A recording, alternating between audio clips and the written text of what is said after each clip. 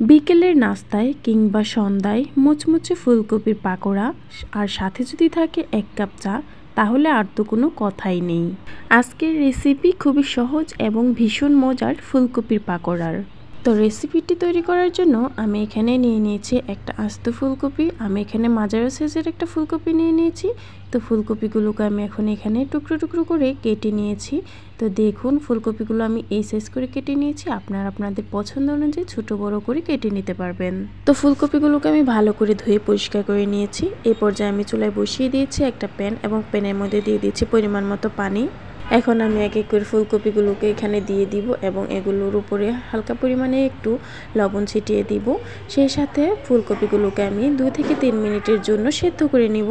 চাইলে কিন্তু রেসিপিটা আপনারা ফুলকপিগুলো সিদ্ধ না করেও নিতে পারবেন। তো আমি ফুলকপিগুলো সিদ্ধ করে নিয়েছি, তার কারণ হচ্ছে ফুলকপিগুলো থেকে যে একটা গন্ধ থাকে, কাঁচা গন্ধ, সেটা বের হয়ে যাবে। সেজন্য ফুলকপিগুলো আমার হাফ সিদ্ধ হয়ে গেছে। এখন আমি এগুলো চুলা থেকে নামিয়ে একটা পাত্রে নিয়ে নিয়েছি এবং সেগুলোকে হালকা পরিমাণে একটু শুকিয়ে নিলাম। এখন আমি ফুলকপিগুলো ভাজার জন্য উপরের যে ব্যাটারটা সেটা আমি তৈরি করে নিব।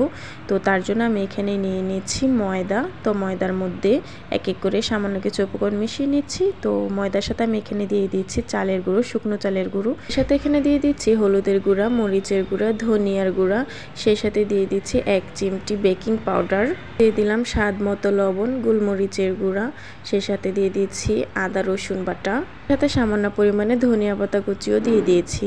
তো এই পর্যায়ে এখন সব কিছু ভালো করে পানি দিয়ে আমি মিক্সড করে নিচ্ছি। তো পানির পরিমাণটা আমি এখানে অল্প অল্প করে দিব, খুব বেশি পরিমাণে দিয়ে দিলে ব্যাটারটা খুবই পাতলা হয়ে যাবে।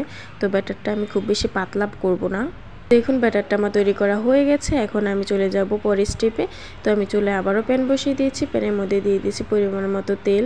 যেহেতু ফুলকপির পাকোড়াগুলো ডুবো তেলে ভাজতে হবে, তো আমি তেলের পরিমাণটা এখানে বাড়িয়ে দিয়েছি। তো তেলটা আমার গরম হয়ে যাচ্ছে। এখন আমি আগে থেকে যে সেদ্ধ করে রেখেছিলাম ফুলকপিগুলোকে, সেগুলো এক এক করে ময়দার মধ্যে দিয়ে কোট করে আমি এখানে তেলের মধ্যে দিয়ে দিব। এখানে আপনারা চাইলে অল্প অল্প করেও তেল দিয়ে এগুলোকে ভেজে নিতে পারবেন। তো আমি বেশি পরিমাণে তেল দিয়ে সবগুলো পাকোড়া একসাথে ভেজে নিচ্ছি। তো দেখুন তেলগুলোকে আমি ভালো করেও ফুলকপিগুলোর উপরেও দিয়ে দিচ্ছি, যাতে করে খুব তাড়াতাড়ি এগুলো হয়ে যায়। এই পর্যায়ে চুলার আঁচটা আমি মিডিয়ামে রেখেছি, যাতে করে ভেতর থেকে ভালো করে সেদ্ধ হয়ে যায়। যদিও এগুলো আগে থেকে কিছুটা সেদ্ধ হয়ে এসেছিল। তো ফুলকপিগুলো যখন এক সাইড আমার ভাজা হয়ে যাবে, তখন এগুলোকে উল্টে পাল্টে ভালো করে ভেজে নিব।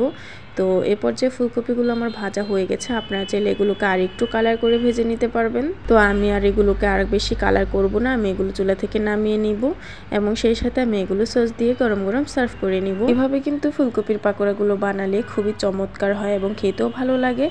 ফুলকপির পাকোড়াগুলো খুবই মোচমোচে হয়। তো দেখুন ফুলকপির পাকোড়াগুলো আমার একদম তৈরি করা হয়ে গেছে। তো এখানে আমি সস দিয়ে এগুলো পরিবেশন করে নিব গরম গরম। তো ভিউয়ার্স, আমার আজকের এই ভিডিওটি আপনাদের কাছে কেমন লাগলো অবশ্যই কমেন্ট করে জানাতে ভুলবেন না, এবং কে কোথা থেকে ভিডিওটি দেখতে পাচ্ছেন সেটাও আমাকে কমেন্ট করে জানিয়ে দিবেন। তো আমার আজকের ভিডিওটি এই পর্যন্তই। পরবর্তী ভিডিও পাওয়ার আগ পর্যন্ত সবাই ভালো থাকবেন, সুস্থ থাকবেন। আল্লাহ হাফেজ।